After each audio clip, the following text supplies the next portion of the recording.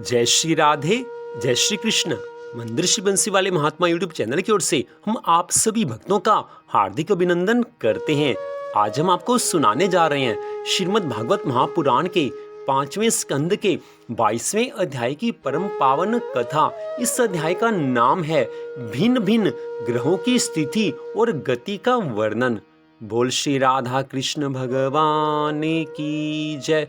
बोल श्रीमद् भागवत महापुराण की जय। पिछले अध्याय की कथा में आपने सूर्यदेव भगवान के रथ और उसकी गति की कथा सुनी थी। अब उससे आगे की कथा हम आपको सुनाने जा रहे हैं, लेकिन उससे पहले एक छोटा सा संदेश।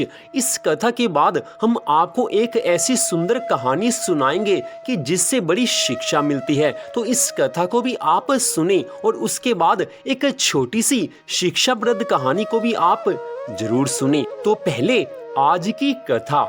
श्री सुखदेव जी महाराज कहने लगे हैं, हे राजा परीक्षित, चंद्रमा का रथ 11 लाख योजन लंबा चौड़ा तथा सूर्यदेव के रथ से 1 लाख योजन ऊंचा है। सूर्यदेव का रथ 1 महीने में जितना घूमता है, चंद्रमा का रथ उतना 2.5 दिन में चल लेता है। चंद्रमा के रथ से 1 लाख योजन ऊंचा मंगल का रथ है।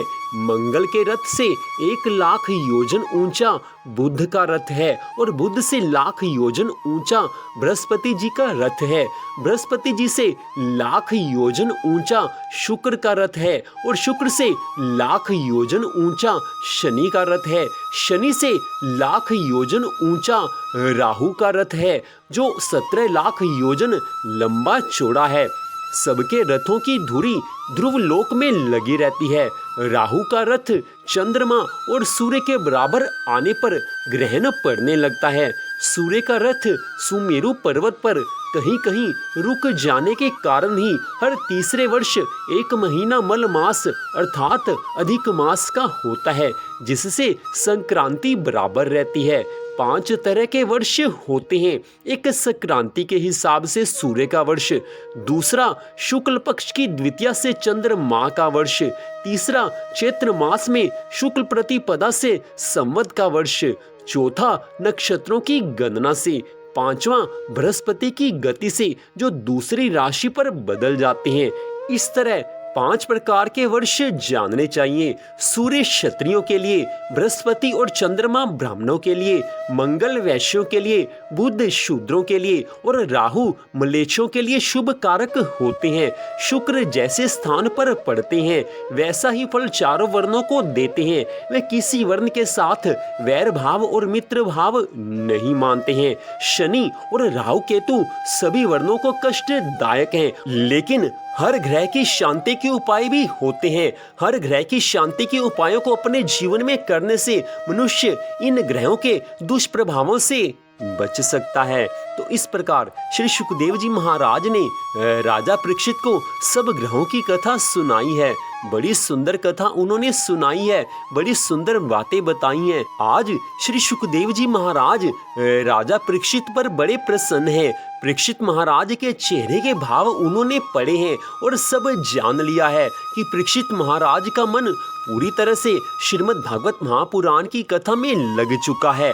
अभी तो ठाकुर जी की विशेष कथाएं आई नहीं हैं कि जिनको सुनने मात्र से सबका एक क्षण में मन भगवान में लग सकता है। अभी तो 5वें स्कंद की कथा चल रही है। श्रीमद् भागवत महापुराण के कुल 12 स्कंद हैं। अभी 5वें स्कंद की कथा को आप सुन रहे हैं। इसके बाद जो कथाएं आएंगी उनको सुनकर तो ठाकुर जी से प्रेम हो ही जाता है। वास्तव में भगवान से सबका प्रेम हो सकता है, भगवान को सब प्यार कर सकते हैं, लेकिन हमारा मन भगवान की भक्ति में लगता नहीं है। कारण यही है कि हम सदा से भगवान की भक्ति से दूर रहे हैं। पिछले अनंत जन्म हमने किस किस योनि में बिताए हैं ये हमको मालूम नहीं है। पिछले जन्मों के हमारे संस्कार कैसे थे ये हमें मालूम नहीं है। पिछले जन्म के संस्कार इस जन्म में आगे काम आते हैं। जो पिछले जन्म में ठाकुर जी की भक्ति करता होगा उसको इस जन्म में भगवान की भक्ति से प्यार हो ही जाता है, और जिसने पिछले जन्म में भगवान से प्यार नहीं किया, भगवान की भक्ति नहीं की, उसको इस जन्म में भगवान से प्यार होना थोड़ा कठिन हो सकता है। लेकिन भगवान से प्यार सबका हो सकता है।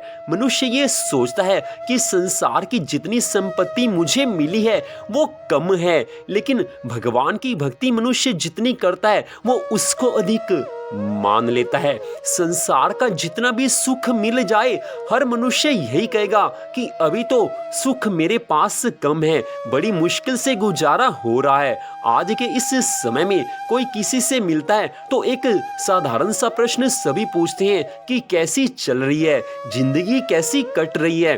तो सामने वाले का एक रटा रटाया उत्तर होता है कि बस कटी रही है, चल ही रही है, पूरी पड़ती नहीं है। अर्थात जितना पैसा होना चाहिए था उतना नहीं है। बस सभी यही कहानी कहते हैं कि जिंदगी कट रही है, पर पहली वाली बात नहीं है। पहले तो बड़ा अच्छा समय होता था, आज तो पैसा ही इतना खर्च हो जाता है कि इतनी कमाई नहीं है।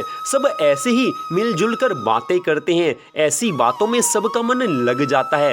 एक अपनी कहानी कहता है, दूसरा अपनी कहानी कहता है, निचोड़ एक ही होता है कि पैसा कम है, संसार के सुख कम हैं, खर्चे ज्यादा हैं। यही कहानी सभी कहते हैं। सही बात है, संसार का सोचेंगे तो यही बातें याद आएंगी। तभी तो कहा है कि ठाकुर जी को याद करना चाहिए। ठाकुर जी अपने आप सब कुछ ठीक कर देते हैं। एक बड़ा सुंदर दृष्टांत हम आपको यहाँ पर बताने जा रहे हैं। दो दोस्त थे, वो कहीं तीसरे दोस्त के घर पर आज जाने लगे हैं। दोनों उसके घर पर जाते हैं, दोनों वहां पर बैठते हैं, आपस में बातें होती हैं। ठीक उसी समय उनके दोस्त की पत्नी उन दोनों के लिए 2 गिलासों में दूध लेकर आती है। दोनों दूध को देखते हैं और उस समय होता क्या है, जो दूध का गिलास है वो आधा भरा हुआ होता है। अब सीधी सादी बात है, दूध का गिलास कोई किसी को दे रहा है तो पूरा भर के तो देगा नहीं। पूरा भरकर दूध का गिलास आज के समय में कोई देता नहीं है। सबके अपने अपने भाव हैं, सबकी अपनी अपनी समझ है। लेकिन यहाँ पर दोनों को दूध मिला है, लेकिन आधा आधा गिलास भरा हुआ है। दोनों ने दूध पिया है, साथ में बिस्किट खाए हैं, आपस में बातें हुई हैं, और कुछ समय के बाद वो घर से बाहर आ गई हैं। तो एक दोस्त ने दूसरे दोस्त से कहा है कि मेरी तो किस्मत ही खराब है, जहां भी जाता हूं, चाहे दूध हो, चाहे चाय हो, चाहे कोल्ड ड्रिंक हो, हमेशा आधा गिलास खाली ही मिलता है, हमेशा आधा गिलास खाली ही मिलेगा। तो उस समय दूसरा दोस्त उसकी बात को सुनकर हंस पड़ा और कहने लगा है कि मेरी किस्मत इस मामले में बड़ी ही अच्छी है। तो उस दोस्त ने पूछा कि तुम्हारी किस्मत कैसे अच्छी है? दूध तो तुम्हें भी उतना ही मिला है जितना मुझे मिला था, तुम्हारा भी आधा गिलास खाली था, तो तुम्हारी किस्मत कैसे अच्छी हो गई? तो वो दूसरा दोस्त कहने लगा है कि मेरी किस्मत वास्तव में बड़ी अच्छी है। मैं जहां भी जाता हूं, चाहे चाय मिले, चाहे दूध मिले, चाहे कोल्ड ड्रिंक मिले, हमेशा मेरा गिलास आधा भरा हुआ होता है।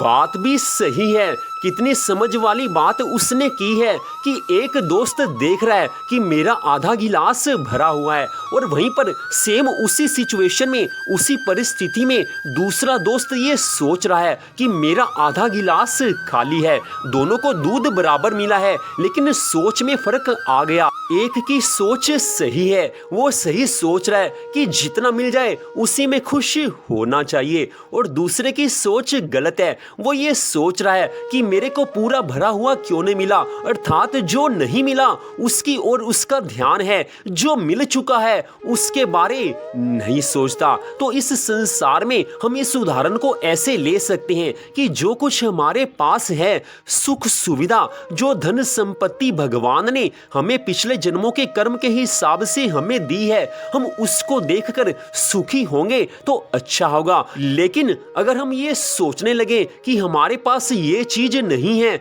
वो चीज नहीं है, ये कमी है, वो कमी है, तो कभी सुखी हो नहीं सकते। जो कुछ अपने पास है उसमें संतुष्ट रहना आना चाहिए। बड़ी दुनिया ऐसी है कि जिनके पास हमारे जितनी भी संपत्ति नहीं होगी। हमारे पास तो मान लो एक व्यक्ति के पास मान लीजिए 5 लाख रुपए हैं और वो सोचता है कि मेरे पास पैसा कम है, मेरे दोस्त के पास 10 लाख है, एक दोस्त के पास 20 लाख है। तो थोड़ा सा ये भी सोचकर देख लीजिए कि दुनिया में ऐसे लोग भी बड़े हैं कि जिनके पास 1 लाख रुपया तो क्या 1000 रुपया भी नहीं होगा। तो तुम्हारे पास तो फिर भी 5 लाख हैं। तो जिंदगी तो ऐसे ही जी जाती है कि हमेशा नीचे की ओर देखकर चलना चाहिए।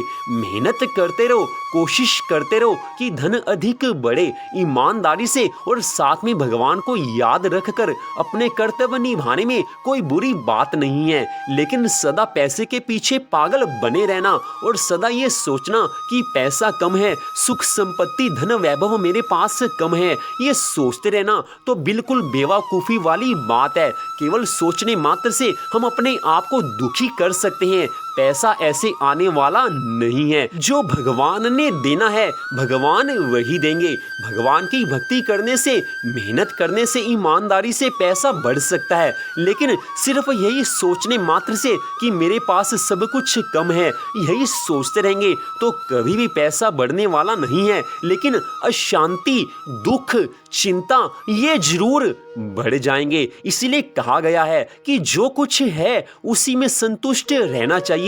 मेहनत करना हमारा धर्म है, मेहनत करना हमारा कर्तव्य है, हमारा फर्ज है। लेकिन जो कुछ मिल जाए उसमें प्रसन्न रहना भी तो हमारा धर्म है। हमेशा यही सोचना चाहिए कि हमारा आधा गिलास भरा हुआ है, जो आधा खाली है उसकी ओर नहीं देखना चाहिए। धर्म तो यही कहता है, धर्म तो यही शिक्षा देता है कि जो कुछ है उसमें संतुष्ट रहना चाहिए। तो यहीं पर श्रीमद् भागवत महापुराण के 5वें स्कंद के 22वें अध्याय की कथा का विश्राम होता है। मंदिर श्री बंसी वाले महात्मा यूट्यूब चैनल की ओर से इस कथा को आपने सुना, आप सबका हार्दिक धन्यवाद। भगवान श्री राधा कृष्ण जी की अनंत कृपा सदा आप सब पर बनी रहे। इसी मंगल कामना के साथ जय श्री राधा रानी सरकार की, जय श्री कृष्ण भगवान की, जय श्रीमद् भागवत महापुराण की, जय श्री शुकदेव जी महाराज की। जय जय श्री राधे, जय जय श्री राधे, जय जय श्री राधे श्याम।